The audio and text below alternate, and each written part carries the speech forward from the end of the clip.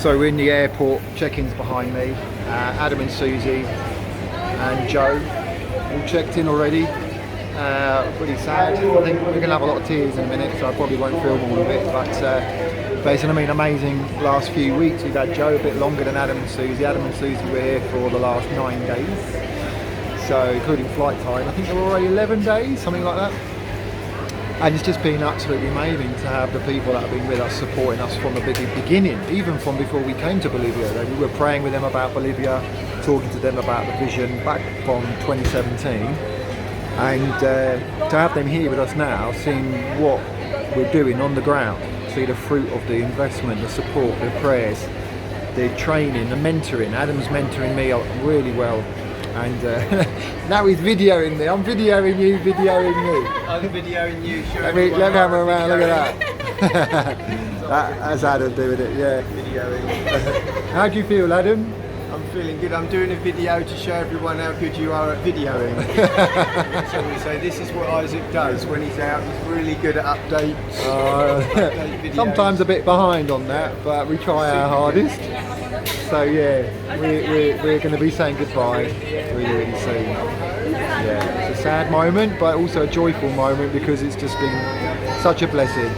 So we're at a really big junction in the city, not far from the centre here. And we've already seen several families sleeping on the street, some with some really young kids. And unfortunately, we're not on a mission day right now. We're actually on a mission to get somewhere else, to get the stuff done and to get the car fixed and to get back before the work is finished, so we can pay them and help them. But yeah, if we're on mission, it would be an amazing day today. It's so many people out, so many people in need, and we're seeing a lot. We're finding a lot of groups. So this group on my left. So you have there a butterfly unit. Yeah, it's my little friend. It's very weak. Oh, because outside is raining a lot, huh? It was on the window trying to get outside, but it didn't. It was too weak to go. Look at that, she's beautiful. So, what's going on here? Yeah! We have a parrot! We've got a parrot. Who gave you the parrot? It was a gift. From people who Hello. gave us it from their ¿Cómo mechanic. está? We Ah. will give him a big space to live. And he will have freedom! Yeah. Well done, Eunice. It's the first day we are having her here. And she's on her. Was a gift from our, the mechanic. Oh my goodness! She's next to you. Dancing. Oh,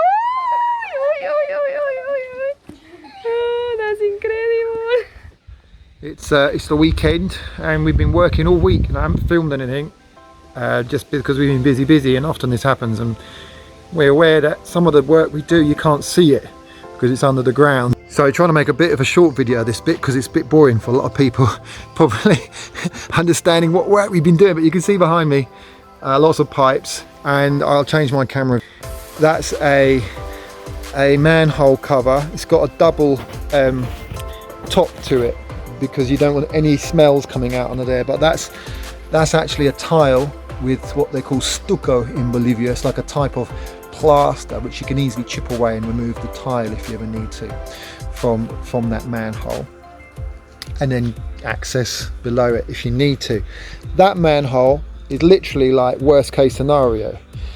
Then we got that's the inspection, or the top of the septic tank itself. So that lid does come off, and underneath there's a screw type lid that screws onto the septic tank. So that's quite easy to access the tank itself. And then that's another inspection chamber. That's after the septic tank. That's the one that we'd use most of the time, because you better lift that little cap off, shine a light inside, and you better see if everything's working correctly. Meaning things passing from the septic tank go down a big pipe all the way down there to a massive hole in the ground. That's where all the liquid goes. In the septic tank, it's a biological reaction. It's quite a big tank here, and that basically turns sewage waste into gases and liquid, and then that passes that way. And actually it's better to have it enclosed without oxygen accessing it. It helps with the beneficial types of bacteria to produce what they need.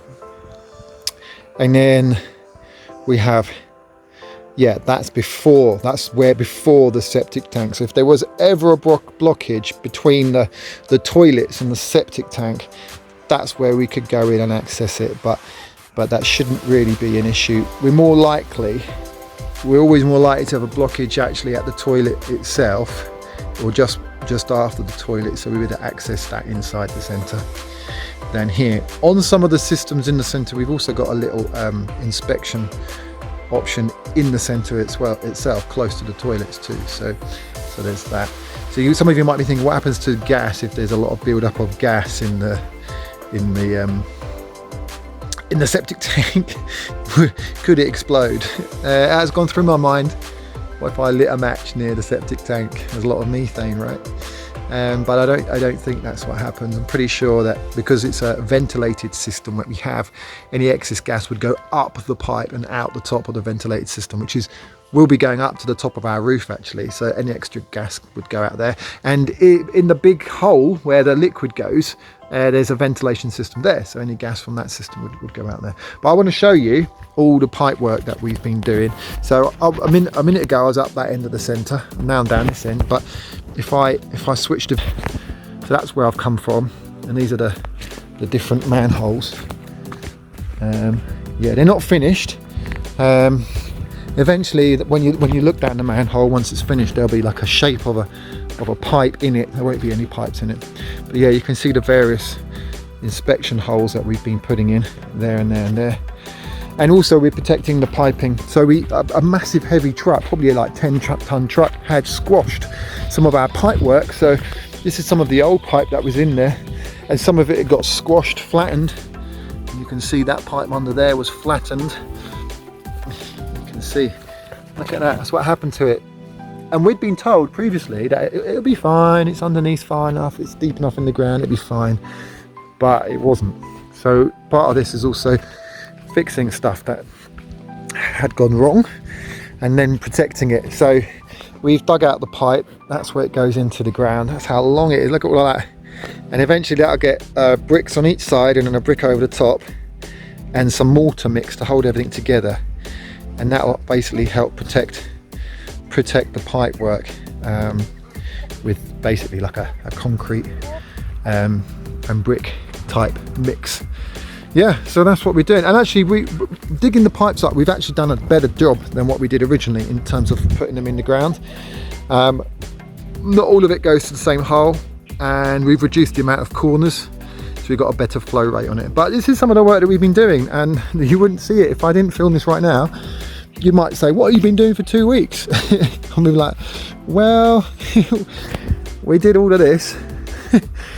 But we can't show you because it's all underground, and so quite a lot of work in terms of the construction and the progress that we've done here. Actually, it's quite like that. It's a lot of work that you can't see, like running tubes and pipes through floors, and yeah, preparing stuff. It's a lot of work. It's a lot of work. So. But hopefully we'll finish this week if the rain holds off a little bit. And there we go. We're nearly there. So it's Wednesday night again. We're out on mission in the streets. We've got a new team member with us today, Jenny, so that's great. I've just left her with a group of kids, family, teenagers, and some young adults as well that are definitely struggling. Yeah, they're really not in a great way. The kids come and give us big cuddles. It's so cute of them, so kind of them. So I've just been back to the car to get more food and clothes as well. They really need clothes. It went down to like 8 degrees in the city recently, so it's getting cold here. You wouldn't think it would be that cold in Santa Cruz, but when the cold comes from the south, it's really cold. So here we go, gonna share.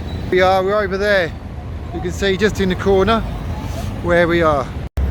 So we just stopped with a new group of a family that we found on the side of the road. We've got Abraham now with us, Abraham and Jenny. ¿Cómo está Abraham? ¿Cómo está Jenny? ¿Cómo está esta noche? Muy bien. ¿Quiere decir algo? No, una noche muy bendecida, ¿no? Donde pudimos compartir con estas personas que conocí hoy por primera vez, y me pareció muy interesante y de mucha bendición. Me alegra mucho que podamos compartir comida y también jugo, y ver las caras felices de cada uno de los niños y las madres igual, y ver madres que se esfuerzan something else that we've been doing. You might have seen pictures of this on our latest newsletter, or the last one. The trailer. The trailer was in very bad shape. We had Jean-Paul come out from the UK. He's an engineer. He helped us with a new design for the suspension and basically fix the trailer. We're yet to test it because we haven't finished, but at the moment we're cleaning it up and repainting where it needs painting. So, but we've had a lot of rain, so we haven't been able to fix it. And actually, a little bit of rust creeping in there. So we'll clean it off. We'll repaint all of that. A couple of coats. The base has been painted already, as you can see. It's lovely black paint on the base. But yeah, so I'm going to show you the bits that we yet to put on. So these bits of tubing are our new axles. We've got to mount them on first of all on the suspension, which I'll show you in a minute, and then once they're in place we'll cut them square. As you can see, they're not quite square, a bit of a rough ending, but they're about 2 meters long. We only need about 1.80 meters, something like that. So those are going to be our new axles. They're 3-inch on the outer dimensions, so they're pretty chunky. Over here we've got new wheels. The wheels on the old trailer, I sold them for these, which are much harder, heavier duty wheels. This is our new suspension. So the suspension on the old suspension, again, we sold it. So we did make quite a lot of money selling the previous parts and recycling kind of bits. And this is the new suspension. And this is something new. The previous thing didn't have this. I got 4 of these for each suspension. And that's what the axle will sit in. Before, it was a dodgy job soldered on. It was really bad. So it's another upgrade and improvement, but also that suspension is heavier duty. So we're really excited to get the trailer up and running. It's a massively important part of our sustainability here, how we help produce funds for the centre and for our work. This year, because of the drought, we're struggling to have a lot of fruit anyway, so it was a good year to do all of this. If we hadn't had such a bad drought, we'd be trying to use the trailer as it was, and with, you know, considering all the issues we discovered when we took it all apart, actually it would have been really dangerous. So it's great that we're fixing it up now. But yeah, it's going to be a big part of mission, I think, in the future as well, because there was mission opportunities where we really needed to take lots of stuff like food parcels, clothes, also pick up building materials to help build a community hall in the centre that's going to help the whole community. And we didn't have any way to sort of do that ourselves. Thankfully, we managed to get help from a friend with a truck. But now we've got the trailer upgraded. We'll be able to carry a lot more weight, a lot more supplies. We'll be able to do a lot more stuff mission-wise as well as obviously being able to help with our sustainability. It'll also help reduce our costs. In the long run, we'll make the money back that we spent on the upgrades, because every time we need a delivery from the city for various items, it costs us money to pay a truck, and so with the upgraded trailer we'll be confident to be able to take that with us all the way and pick up lots of stuff. Before, we only did it in the worst case scenario because we were nervous about having problems and about the trailer breaking in some way or another. But now we are peace of mind and confidence to do that, and we reckon that if we do 15 journeys in and from the city, any extra that it cost us to do the changes we've done will be basically eaten up and we'll have made our money back. So that's really good news as well for the whole sort of sustainable economy here as well.